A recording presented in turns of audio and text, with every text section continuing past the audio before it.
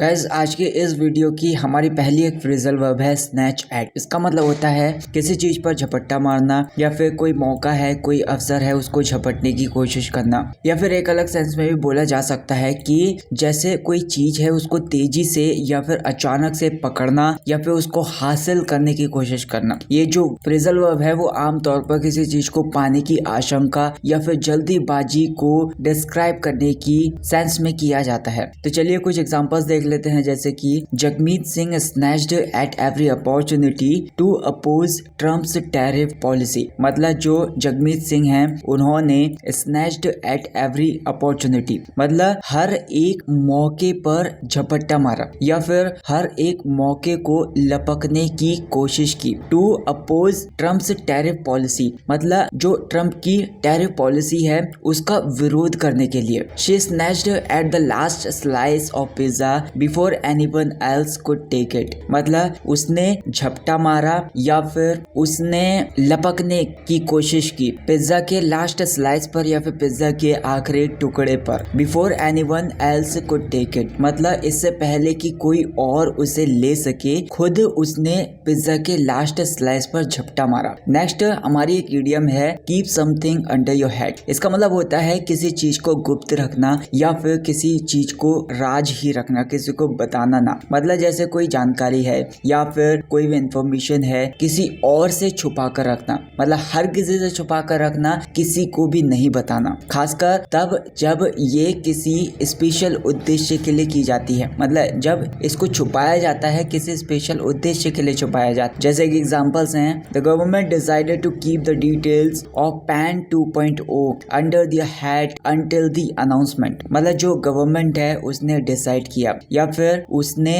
निर्णय लिया to keep the details of PAN 2.0 मतलब जो डिटेल्स हैं पैन 2.0 प्रोजेक्ट की अंडर दियर हेड मतलब उनको गुप्त रखने की कोशिश की या फिर उनको गुप्त रखा अंटिल द अनाउंसमेंट जब तक कि उसकी घोषणा ना कर दी गई या फिर उसकी जब अनाउंसमेंट हो गई है उससे पहले तक उन्होंने पैन 2.0 का जो भी सारी डिटेल्स थी उसको गुप्त रखने की कोशिश की। She asked me to keep her surprise party plans under my head मतलब उसने मुझसे कहा कि जो सरप्राइज पार्टी प्लान्स हैं उसको मतलब गुप्त ही रखे, किसी को बताए ना। They kept their wedding plans under their head until everything was finalised मतलब उन्होंने अपने वेडिंग प्लान्स को मतलब शादी के जो भी प्लान्स थे उनको मतलब गुप्त रखा, किसी को भी नहीं बताया। अंटिल एवरीथिंग वाज फाइनलाइज्ड मतलब जब तक कि सब कुछ पक्का नहीं हो गया या फिर सब कुछ बिल्कुल तैयार नहीं हो गया, सब कुछ सेट नहीं हो गया, उससे पहले तक उसने सारी चीजें गुप्त रखी। Next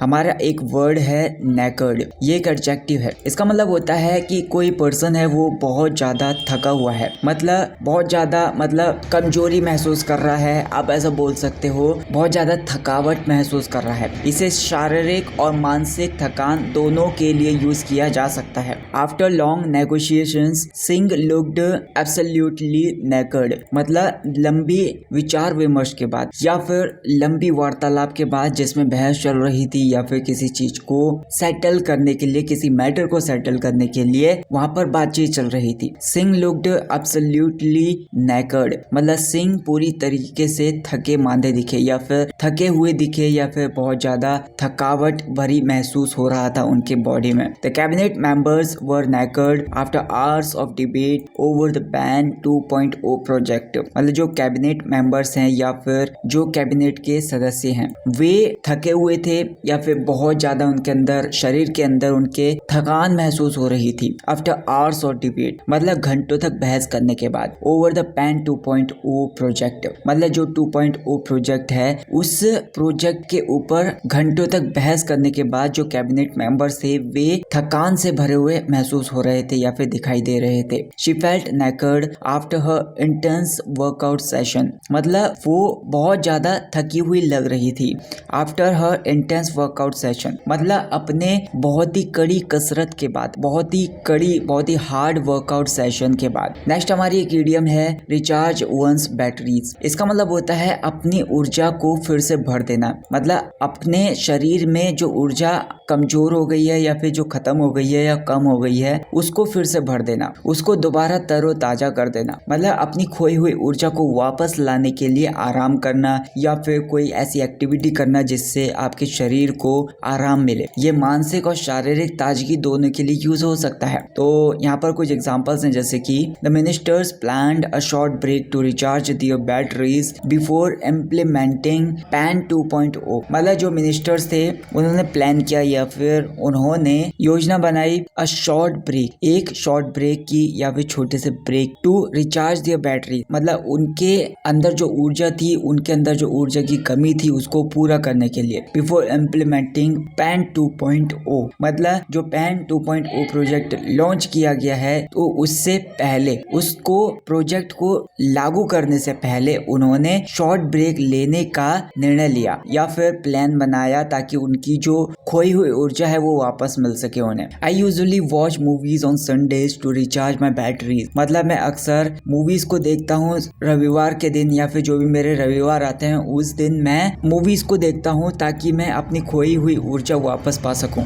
hit the ground running, ये एक इडियम है। इसका मतलब होता है कि कुछ है तेजी से शुरू कर देना या फिर तुरंत प्रभावी ढंग से काम शुरू कर देना। आप इसे ऐसे बोल सकते हो जैसे कोई नया प्रोजेक्ट है या फिर कोई नया काम है या फिर कोई भी एक्टिविटी है जो कि नई है आपके लिए, उसका बिना किसी देरी के या फिर बिना किसी तैयारी के तुरंत शुरू कर देना, तुरंत प्रभावी रूप से शुरू कर देना। आप इसको समझने के लिए कुछ एग्जांपल्स देख सकते हैं, जैसे कि Jagmeet Singh party decided to hit the ground running with protest against tariffs। मतलब जो जगमीत सिंह की पार्टी है उन्होंने डिसाइड किया to hit the ground running, मतलब तेजी से शुरू करने का या फिर कोई एक्टिविटी है तो उस एक्टिविटी को तेजी से शुरू करने की निर्णय लिया with protest against tariffs। मतलब जो टैरिफ लागू किए गए हैं ट्रंप के द्वारा उसका विरोध प्रदर्शन शुरू करने के लिए जगमीत सिंह की जो पार्टी है उन्होंने तुरंत काम करने का निर्णय लिया। After the vacation we hit the ground running to prepare for the exam। मतलब वेकेशन के बाद या फिर छुट्टियों के बाद हमने तुरंत काम शुरू कर दिया to prepare for the exam। मतलब किस चीज की, परीक्षा की तैयारी करने के लिए या फिर परीक्षा की तैयारी करनी थी तो छुट्टियों जैसी खत्म हुई हमारी छुट्टियां, तो छुट्टियां खत्म होते ही हमने एग्जाम की तैयारी के लिए पढ़ाई तुरंत स्टार्ट कर दी। बर्न द मिडनाइट ऑयल, मतलब ये एक इडियम है। इसका मतलब होता है देर रात तक काम करना या फिर रात भर जागना। आपको काम करना है या फिर अपना काम निपटाना है तो इसलिए रात भर जागना। किसी काम को टाइम पर पूरा करने के लिए देर रात तक जागना या फिर मेहनत करना, उस सेंस में भी बोला जा सकता है। यहाँ पर कुछ एग्जांपल्स है, जैसे कि the law makers were burning the midnight oil to draft new trade policies. मतलब जो लॉ मेकर्स हैं या फिर जो विधायक हैं उनको रात भर काम करना पड़ा to draft new trade policies, मतलब नई ट्रेड पॉलिसीज को तैयार करने के लिए या फिर उनको लागू करने के लिए। I had to burn the midnight oil to complete my college assignment. मतलब मुझे रात भर काम करना पड़ा to complete my college assignment. मतलब मेरा जो कॉलेज असाइनमेंट मुझे मिला हुआ है तो उसको पूरा करने के लिए मुझे देर रात तक काम करना पड़ा या फिर देर रात तक मुझे जागना पड़ा। The developers burned the midnight oil to fix the software bugs before the launch. मतलब जो डेवलपर्स थे या फिर जो सॉफ्टवेयर डेवलपर्स थे जिन्होंने सॉफ्टवेयर लॉन्च किया था, तो सॉफ्टवेयर लॉन्च होने से पहले डेवलपर्स को बग्स को ठीक करने के लिए, जो भी सॉफ्टवेयर में बग्स आ सकते थे, इन सारे बग्स को ठीक करने के लिए उन्होंने रात भर काम करना पड़ा। स्टेप अप वंस गेम, मतलब ये एक इडियम है। इसका मतलब होता है कि कोई प्रदर्शन सुधारना या फिर अपनी क्षमता को बेहतर बनाना। जैसे कोई भी एक्टिविटी है, कोई भी काम है या फिर कोई चीज को करने के लिए कोई कोशिश कर रहा है तो उसमें अपनी परफॉर्मेंस को सुधारना, अपने प्रदर्शन को सुधारना, ताकि जो पहले से वो बेहतर परिणाम दे। पहले कुछ गलत हो गया था तो उस गलती को सुधारने के लिए आप अच्छे से कोशिश करते हो, अपनी परफॉर्मेंस को सुधारते हो ताकि पहले वाली गलती ना हो और रिजल्ट बहुत अच्छा है। तो यहाँ पर जैसे कि एग्जांपल्स हैं, if I want to win the competition I need to step up my game. अगर मैं कंपटीशन को जीतना चाहता हूँ तो मुझे अपने गेम के प्रदर्शन को सुधारना होगा। She decided to step up her game in fitness by joining an advanced workout class। मतलब उसने निर्णय लिया to step up her game in fitness, मतलब अपने फिटनेस में सुधार लाने के लिए या फिर सुधार करने के लिए उसने निर्णय लिया by joining an advanced workout class, मतलब एक एडवांस्ड वर्कआउट क्लास को ज्वाइन करके। बाइट द बुलेट, ये एक इडियम है, इसका मतलब होता है कि कोई पर्सन है वो कठिन सी सिचुएशन का सामना कर रहा है, तो उस कठिन से सिचुएशन का सामना करने को आप बाइट द बुलेट बोल सकते हो, या फिर हिम्मत करके किसी की मुश्किल को कम करने के लिए मेहनत करना। या फिर आप ऐसा बोल सकते हो कोई सिचुएशन है जो कि बहुत ज़्यादा कठिन है, या फिर एक ऐसा काम है जो आपको पसंद नहीं है, तो उसको करने के लिए हिम्मत जुटाना या फिर उसका सामना करना। जैसे कि एग्जांपल्स हैं, since party decided to bite the bullet and confront the traffic issues head on. यहाँ पर जो बोला जा रहा है, सिंह की जो पार्टी है उसने डिसाइड किया या फिर उसने निर्णय लिया to bite the bullet and confront the traffic issues head on, मतलब जो ट्रैफिक के मुद्दे हैं उसका सीधा सामना करने का जो साहसिक निर्णय था सिंह की जो पार्टी है उसने लिया। I had to bite the bullet and apologise for my mistake at work, मतलब मुझे बहुत ज्यादा साहस करना पड़ा या फिर हिम्मत जुटानी पड़ी और अपोलोजाइज और अपनी गलती की माफी मांगने के लिए जो मैंने की थी एट माय वर्क, अपने काम में। After months of avoiding it he finally bit the bullet and went to the dentist, मतलब after months of avoiding it, मतलब महीनों तक इसको इग्नोर करने के बाद या फिर महीनों तक इसको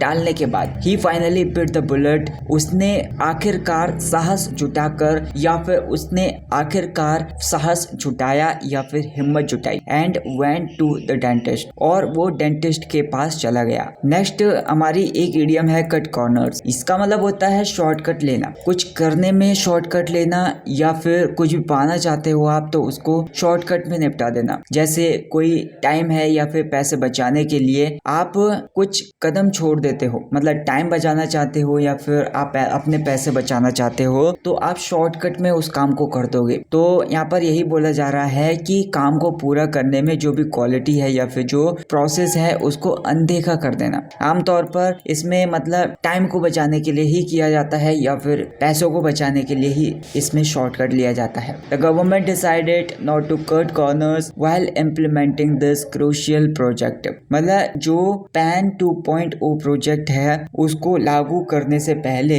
या फिर लागू करते समय सरकार ने किसी भी प्रकार की जो कमी हो सकती थी वो कमी ना करने का निर्णय लिया, मतलब अपनी तरफ से पूरी कोशिश की कि कोई भी कमी ना छूट जाए। Don't cut the corners on your homework, quality matters, मतलब अपने होमवर्क को करने में शॉर्टकट मत लेना या फिर शॉर्टकट से अपने होमवर्क को खत्म मत करना या फिर निपटाना मत, क्योंकि क्वालिटी मैटर्स, क्योंकि जो क्वालिटी है वो बहुत ज्यादा इंपॉर्टेंट है या फिर यही मैटर करती है। We should not cut corners when preparing for the festival decoration, मतलब हमें शॉर्टकट नहीं लेना चाहिए या फिर शॉर्टकट में तैयारी नहीं करनी चाहिए जब हमें तैयार करना होता है या फिर मतलब बोल सकते हो सजावट करनी होती है फेस्टिवल सीजन में या फिर फेस्टिवल के टाइम पे जब सजावट करनी होती है तो हमें शॉर्टकट में तैयारियां नहीं करनी चाहिए। नेक्स्ट हमारी एक इडियम है स्पिल द बीन्स, इसका मतलब होता है कि कोई राज है उसको खोल देना या फिर उस राज को बता देना, कोई गुप्त सी जानकारी थी उसको लीक कर देना, जैसे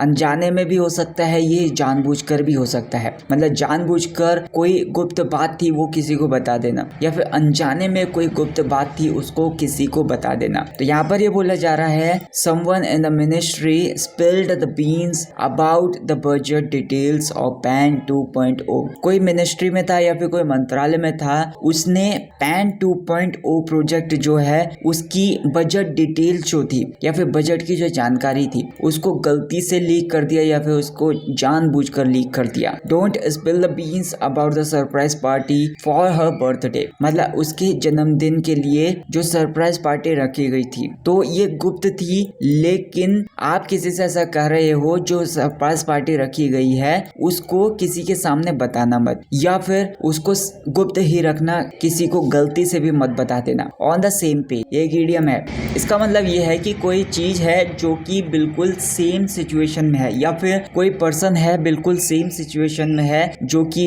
दूसरा पर्सन भी है, या फिर एक ही सोच या फिर एक ही योजना पर होना। जैसे आप समझ समझ सकते हो जैसे किसी की कोई समझ है, जैसे किसी का समझाने का तरीका है, तो ऐसा ही बिल्कुल दूसरे का भी है। या फिर जैसे किसी की सोच है, किसी का सोचने का तरीका है, तो बिल्कुल ठीक वैसा ही होना किसी दूसरे का भी। आमतौर पर टीम वर्क में ऐसा होता है, या फिर जब हम किसी से सलाह लेते हैं, किसी के साथ कोई काम करते हैं, तो उस टाइम पर ऐसा होता है। Jagmeet Singh's team worked hard to get everyone on the same page about the protest strategy. मतलब जो जगमीत सिंह की टीम थी उसने वर्क हार्ड किया या फिर बहुत ज्यादा मेहनत की to get everyone on the same page, मतलब हर किसी को सहमत करने के लिए या फिर एक ही पेज पर लाने के लिए। या फिर जैसी जगमीत सिंह की टीम की सोच थी, बिल्कुल वैसी ही सोच दूसरों के अंदर लाने के लिए जगमीत सिंह की टीम ने बहुत ज्यादा मेहनत की। अबाउट द प्रोटेस्ट स्ट्रेटेजी, किस चीज को लेकर, जो प्रोटेस्ट स्ट्रेटेजी थी या फिर जो विरोध रणनीति थी, तो उस चीज को लेकर जगमीत सिंह की टीम ने बहुत ज्यादा मेहनत की हर किसी को सहमत करने के लिए। The coach made sure the team was on the same page about the game plan, मतलब गेम शुरू होने से पहले कोच ने बिल्कुल सुनिश्चित किया कि जो टीम है वो सब एक ही पेज पर है, या फिर वो सब एक मत है या फिर नहीं, मतलब सबके दिमाग में एक ही चीज चल रही है या फिर नहीं। अबाउट द गेम प्लान, जो भी गेम प्लान किए गए थे। नेक्स्ट हमारी एक इडियम है थ्रो इन द टॉवल, मतलब इसका होता है कि हार मान लेना, या फिर कोई कोशिश की गई थी पास्ट में किसी चीज को लेकर, किसी चीज को करने के लिए या फिर किसी चीज को पाने के लिए, तो उसको बिना किसी उम्मीद के छोड़ देना, मतलब हार मान लेना। जैसे the opposition decided not to throw in the towel despite facing difficulties in protest, मतलब यहाँ पर ये बोला जा रहा है जो विरोधी दल है उसने, जो अपोजिशन पार्टी है उसने डिसाइड किया या फिर निर्णय लिया not to throw in the towel, मतलब कि हार ना मानने का निर्णय लिया। Despite facing difficulties in protest, मतलब प्रोटेस्ट में बहुत ज्यादा डिफिकल्टीज फेस करने के बावजूद भी उसने हार ना मानने का निर्णय लिया। I was tired but I didn't throw in the towel and completed my workout, मतलब मैं बहुत ज्यादा थका हुआ था या फिर थक गया था, लेकिन फिर भी मैंने हार नहीं मानी और अपने वर्कआउट को पूरा किया। After multiple failures he didn't throw in the towel and finally passed the exam, मतलब बहुत सारी फेलियर्स के बाद, मतलब बहुत बार असफल होने के बाद भी उसने कभी हार नहीं मानी, उसने अपनी हिम्मत जुटाई और फाइनली पास कर दिया एग्जाम को, या फिर परीक्षा को पास कर लिया। So that's it guys for this video. I hope आपको वीडियो पसंद आई होगी। आपके जो भी डाउट्स हैं उन सारे डाउट्स को मुझे कमेंट सेक्शन में बताइए, ताकि उन पर मैं वीडियोस बनाकर आपके डाउट्स को क्लियर कर सकूं। वीडियो को लाइक कर देना, चैनल को सब्सक्राइब कर देना। Thank you so much for watching this video.